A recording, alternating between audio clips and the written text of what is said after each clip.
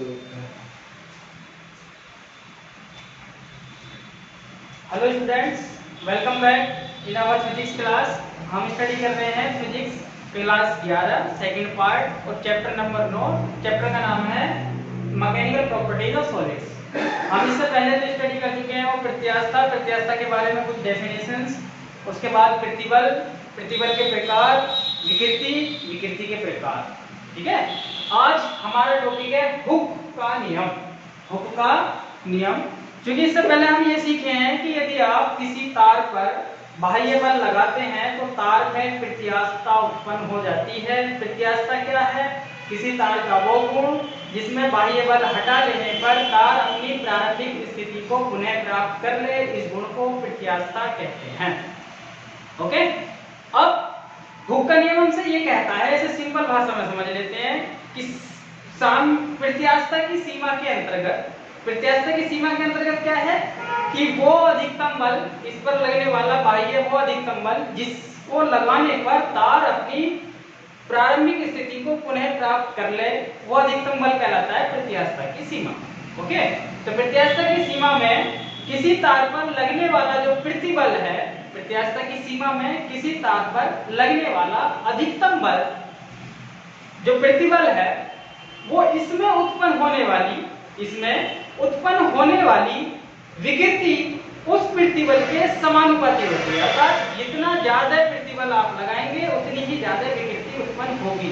लेकिन इतना प्रतिबल ना लगा दें, हुक का नियम ये कहता है कि इतना प्रतिबल ना लगा दें कि ये इसकी प्रत्यास्थता की सीमा से बाहर चला जाए, अर्थात ये वापस अपने जो प्रारंभिक स्थिति थी, जो प्रारंभिक रूप था उसको ग्रहण ही ना कर पाए, तो वो रूप बन जाता है। अगर आपने इतना ज्यादा प्रतिबल लगा दिया कि अपनी इलास्टिसिटी की जो इसकी प्रॉपर्टी है उसको नहीं ले पा रहा है, अर्थात अपनी प्रारंभिक स्थिति में नहीं आ पा रहा है, तो वो इसकी स्थिति कहलाती है प्लास्टिसिटी स्थिति, सुघट्यता। ठीक है, तो प्रत्यास्थता की सीमा में लगाना है, तो प्रत्यास्थता की सीमा में किसी वस्तु या तार पर लगाया गया प्रतिबल उस वस्तु में उत्पन्न होने वाली विकृति एक दूसरे के समानुपाती होते हैं, या वस्तु में उत्पन्न होने वाली विकृति लगाए गए प्रतिबल के समानुपाती होती है। ये हमसे हुक का नियम कहता है, अर्थात प्रतिबल समानुपाती होती है विकृति के। प्रतिबल समानुपाती क्या होती है? विकृति के। और फिजिक्स में हम ये जानते हैं कि अगर हम समानुपाती का निशान हटाते हैं तो एक कांस्टेंट लगाते हैं, प्रतिबल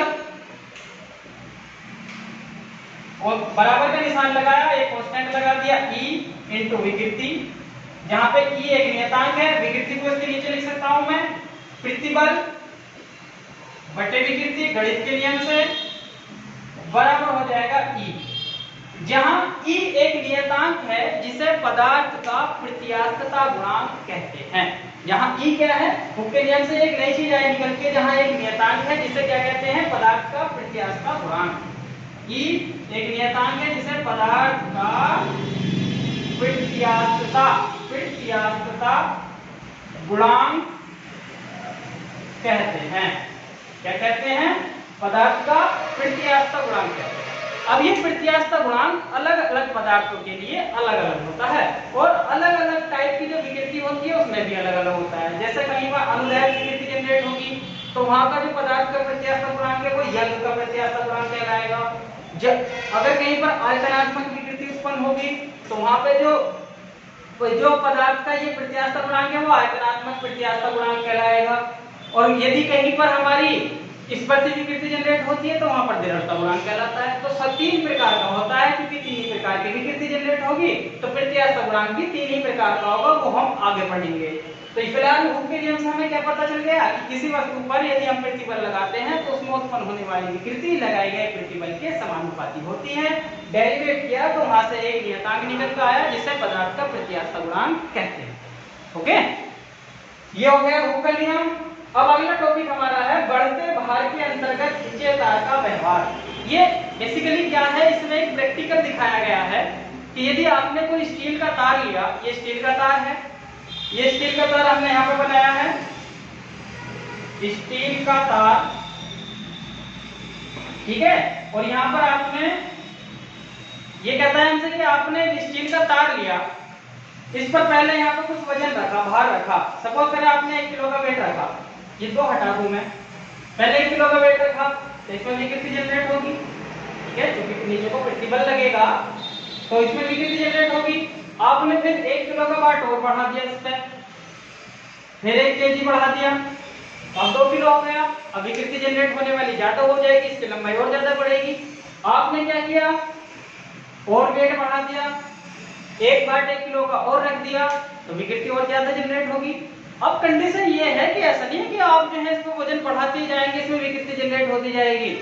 तो एक कंडीशन इसमें 1 by 1 इसका वेट बढ़ाया गया, तो यहाँ पर ये ग्राफ ड्रॉ किया गया है जिसमें ये देखा गया है कि जैसे जैसे आप भार बढ़ाते जाते हैं तो एक कंडीशन तार की ऐसी आती है जहां तक उसमें विकृति जो जनरेट हो रही थी वो प्रतिबल के समानुपाती है, अर्थात जैसे जैसे आप प्रतिबल बढ़ा रहे हैं वैसे वैसे विकृति भी बढ़ रही है।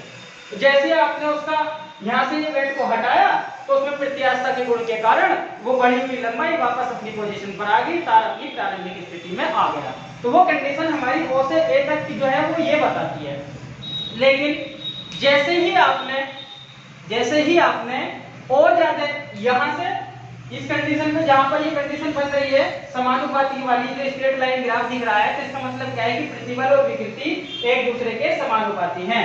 ये हमारा प्रतिबल हो गया और ये क्या हो गया हमारा विकृति। ठीक है, प्रतिबल और विकृति एक दूसरे के कैसी है, समानुपाती है।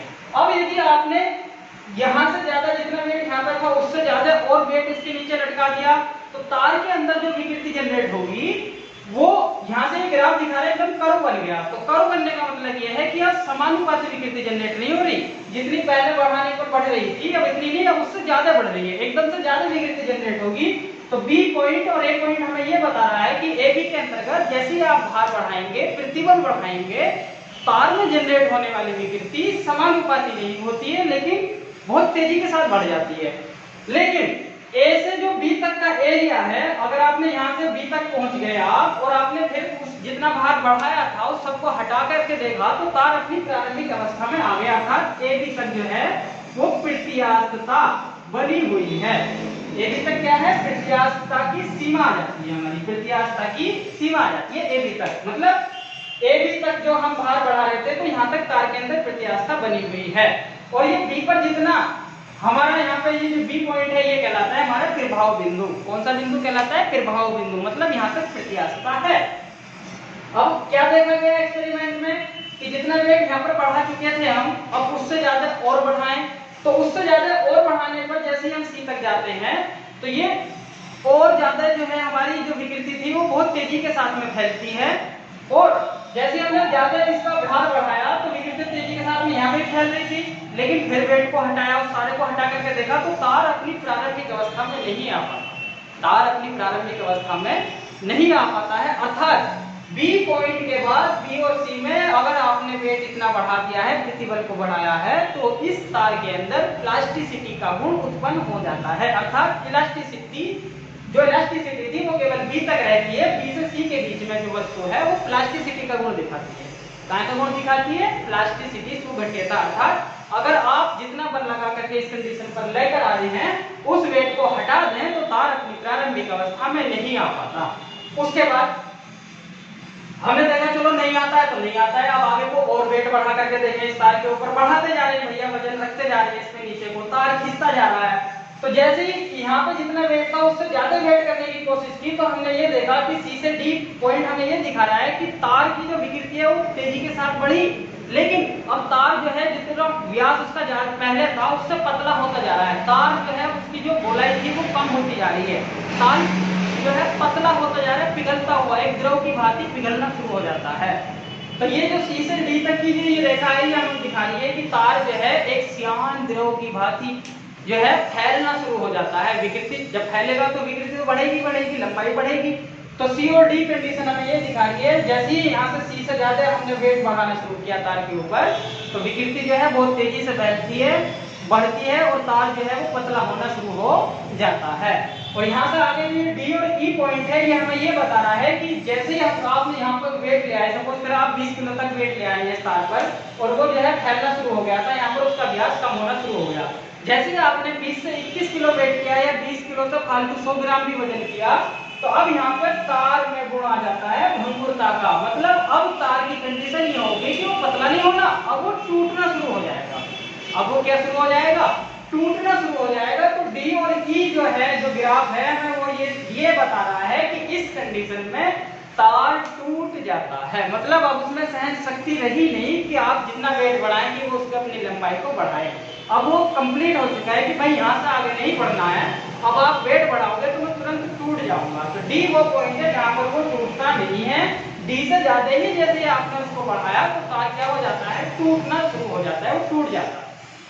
ठीक है, तो ये पूरा एक स्टील के तार के बारे में एक पूरा एनालिसिस किया गया है, उसके बारे में आपको समझा दिया गया है। ओके, तो यहाँ पर जो देखिए इस डी पॉइंट तक जितना आपने वेट लगाया था उससे जो बल लग रहा था उसको बोला जाता है भंजक प्रतिबल। उसको क्या, कौन सा बल बोला जाता है, भंजक प्रतिबल। तो भंजक प्रतिबल की वो अधिकतम सीमा है जिससे आगे भार बढ़ाने पर अर्थात प्रतिबल बढ़ाने पर जो हमारा तार है वो टूट जाए। उससे पीछे तक सीमा है, यदि आपने थोड़ा सा भी फालतू कर दिया तो वो टूटना शुरू हो जाएगा। ओके, आई थिंक आपको ये क्लियर हुआ होगा कि तार के बारे में क्या दिखाया गया है, आपको नोट्स में लिखा दिया गया है, यहाँ पर समझा दिया गया है। इसके आगे का जो पोर्शन है यंग प्रत्यास्थता गुणांक अगला टॉपिक होगा, वो अगली क्लास में होगा। ठीक है, थैंक्स।